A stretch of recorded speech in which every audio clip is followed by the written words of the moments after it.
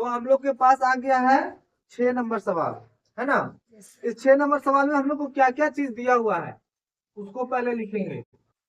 सबसे पहले हम लोग को क्या दिया हुआ है, क्षेत्रफल दिया हुआ है। समचतुर्भुज का क्षेत्रफल कितना है? सब 1/2।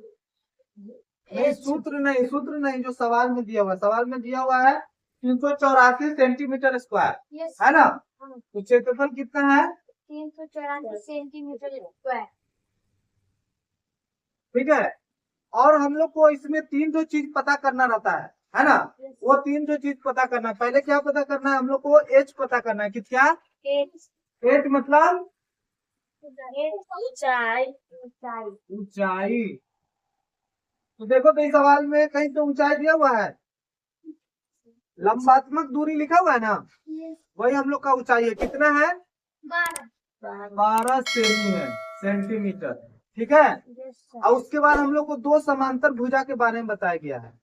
यदि समांतर भुजाओं का अनुपात 3:5 में अनुपात है, समांतर भुजा को हम लोग क्या मानते हैं? B1 मानते हैं और एक को B2 मानते हैं। सर जी एगो हो जाएगा 3 हो जाएगा 5। भुजा की लंबाई देखिए क्या करते हैं।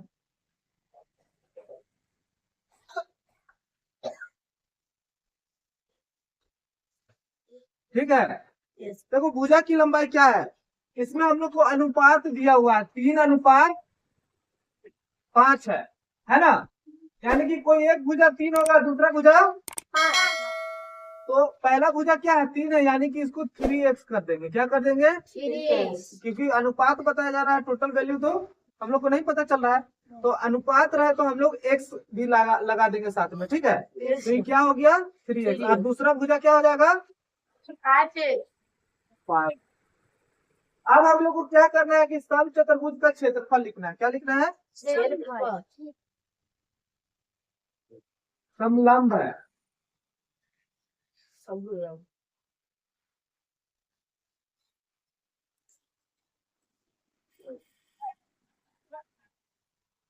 क्या होता है बताइए तो।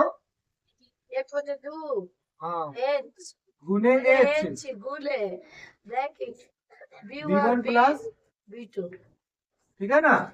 हम लोग को पता है एच मतलब ऊंचाई, B1 मतलब भुजा की लंबाई और B2 मतलब दूसरे भुजा की लंबाई। ठीक है। तो ध्यान से हम लोग को इसी सूत्र पे निकाल देना है, क्योंकि हम लोग को इस सवाल में क्षेत्रफल भी दिया गया है। क्षेत्रफल कितना है? 384 सेंटीमीटर स्क्वायर। तो इसके जगह पे हम लोग को क्या लिखना होगा? 384 सेंटीमीटर स्क्वायर।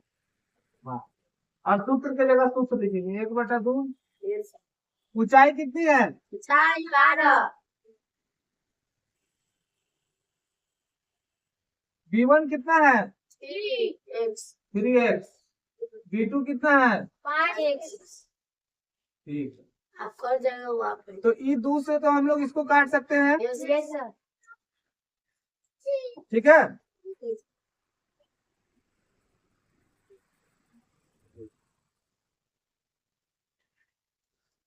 तो अब हम लोग को आ गया सिर्फ 6 सेंटीमीटर।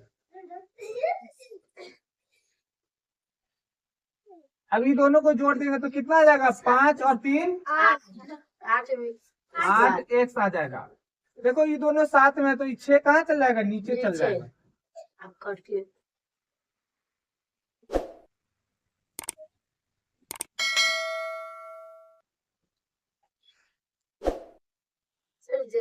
इधर 8x बच गया। 6 से इसको काटेंगे, कितना बार में कटेगा? 6 छक 36 और 6 चौक 24, 64 बार में कट जाएगा। कितना बार में कट जाएगा? 64 बार में। 64 बार में। तो हम लोग यहाँ पे क्या देखेंगे कि 64 तो लिखेंगे और ये वाला 8 को यहाँ डाल देंगे और यहाँ पे सिर्फ x बच जाएगा। क्या बच जाएगा? x। तो ध्यान से देखिए, 8 से 64 को कितना बार में काट देंगे? 8 के 64। 8 बार में कट जाएगा। Yes sir. Yes sir. यहाँ तो समझ में आ रहा है? Yes sir. समझ पा गया। नहीं समझ में आ रहा तो देखो, यहाँ पे सिर्फ हम लोग को 64 आया, यस सर। यहाँ पे 8x आया। ठीक है। तो ये 8 को कहाँ भेजेंगे? नीचे भेजेंगे। Yes sir. तो 64/8 बराबर x। इससे ये कट गया। अच्छा, यहाँ पे सेंटीमीटर आ रहा है। हाँ, 8 बार में तो x का वैल्यू हम लोग को कितना निकल गया? 8 8 सेंटीमीटर। तो हम लोग को भुजा की लंबाई ज्ञात करना था। B1 हम लोग का कितना था, 3x था, यस सर। तो 3 की जगह 3 आया, x का वैल्यू कितना आ गया था हम लोग को 8, 8 तो कितना आ गया 8 या 24 सेंटीमीटर, यानी कि पहले भुजा की लंबाई कितनी थी 34 सेंटीमीटर, और B2 कितना हो जाएगा 5x था, यस सर। तो 5 की जगह 5 और 40 x के, सेंटीमीटर। हाँ 8 सेंटीमीटर, तो 5 अठे, 40। तो यही हम लोग का दो तो आंसर निकालना था, B1 का वैल्यू निकालना था और B2 का वैल्यू निकल गया। पूरा तो राइट में खाली हुआ थी। चलिए हाँ उतार लीजिए।